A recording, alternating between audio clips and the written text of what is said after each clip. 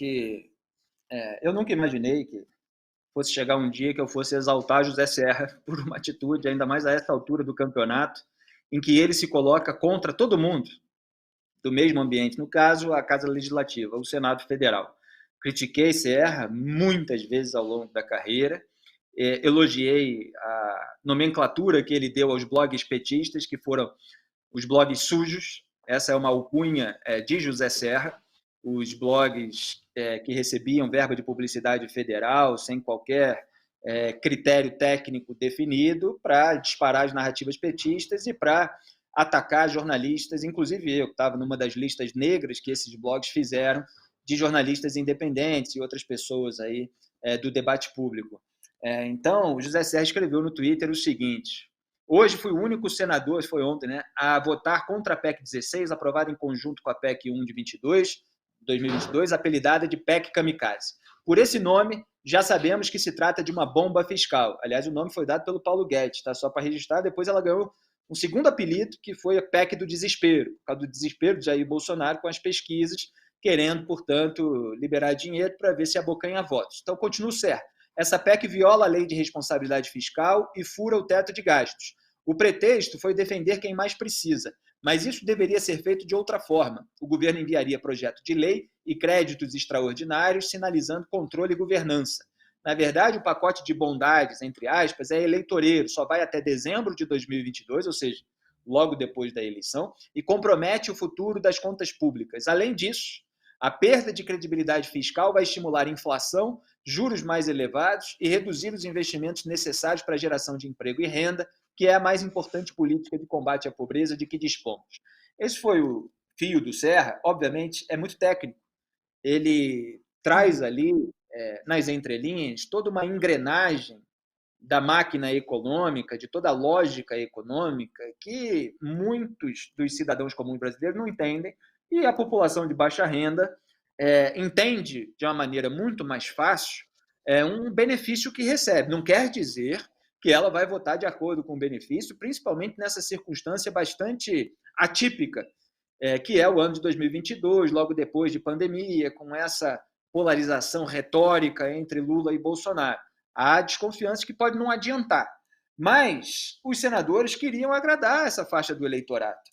É muito mais fácil agradar dessa maneira do que explicar que, olha, isso vai ter uma consequência futura, o próximo governo não vai ter dinheiro, isso aí pode fazer disparar o dólar, que disparou hoje, dia seguinte a essa votação no Senado, passou de R$ 5,30, não tinha isso desde fevereiro, uns 5 meses aí, ele voltou a subir, e quando o dólar sobe, aumenta eventualmente o preço dos combustíveis, aumenta o preço dos alimentos, quer dizer, a inflação que o Serra está citando aqui. Fora Sim. a questão dos juros, né? Os próprios credores vão poder cobrar mais para emprestar ao governo, com essa perda de credibilidade fiscal. Então, as taxas de juros da economia sobem, a prestação de carro, casa, geladeira, você tem o custo das empresas ali para arrecadar dinheiro, para expandir o seu business, o seu negócio, tudo isso é um efeito dominó, mas é muito complicado. Então, o que se quer mais é a demagogia. E essa geração da política brasileira, só para dar aqui um quadro geral, a gente vai trocando bola, ela é muito ruim de serviço. Ela não realiza, ela não faz trabalho profundo, ela não constrói. Ela é especialista em mamata, negociação, escambo. Quer dizer, você tem profissionais da política.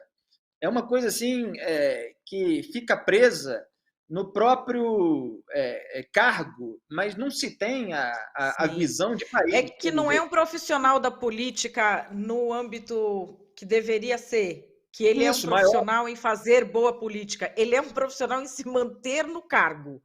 É isso que ele é, em manter o poder político. E ganhar mais dinheiro, ganhar mais apoio, etc. Então, você não tem gente capacitada para realizar, porque aí dá trabalho. O Auxílio Brasil aumentou de 400 para 600 reais, porque tem uma própria inflação que esse governo também não fez muito para domar, e aí eles querem ali aumentar um pouquinho, mas também não estão nem diferindo, distinguindo o número de pessoas de cada família, etc., porque aí dá mais trabalho. Você entrar em contato com os prefeitos, você vê com o assistente social qual é a necessidade de cada família, aquelas pessoas que estão em contato direto. Não, eles querem aquela coisa por cima, quase que eu derrubo aqui a luz. Isso que eu falo, né? Quando eu dou o exemplo, né? O que é erro, né? Para diferenciar de crime, aí você bate na luz quando está falando. Tá? Isso é erro. Isso é o mal feito. Né? Crime é outra coisa. Isso é erro. Ficar amigo de sequestrador não é erro. Não é erro. Não é erro. Sequestrar uma pessoa e torturar. Sequestrar uma pessoa e torturar durante dias não é um erro. Bater na lâmpada é um erro. Exatamente. E o próprio secretário do Tesouro, Paulo Vale, ele previu aí pelas contas dele a permissão de gastar até 55 bilhões e meio de reais. O número que está circulando na imprensa hoje é de 41 bilhões de reais, tinha uma avaliação anterior de 38 e tal, só vai crescendo, porque inclui ali, no cálculo do secretário de Tesouro, as desonerações dos combustíveis. Então, assim, você está gastando 55 bilhões de reais para amortecer o impacto de um cenário de crise sem criar alicerce nenhum. Porque isso deveria estar sendo feito há anos por esse mesmo governo. Mas eles estavam preocupados com o orçamento secreto, com a impunidade de si, das suas famílias, dos seus filhos, como a gente viu no caso do Bolsonaro. Aí chega na hora em que você tem um problema internacional que acaba turbinando um problema anterior que já existia, né? Porque combustível está subindo aí desde 2020, né?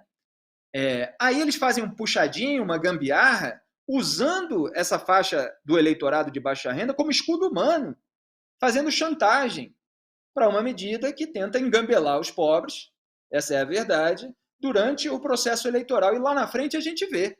Lá na frente, depois de dezembro, aí todo mundo já se reelegeu e tal. Se precisar, em vez do estado de emergência que eles inventaram aí numa manipulação, porque não é essa previsão de estado de emergência, aí eles podem botar o estado de calamidade pública, então, e a gente fica se revezando aí. Né? Um ano é calamidade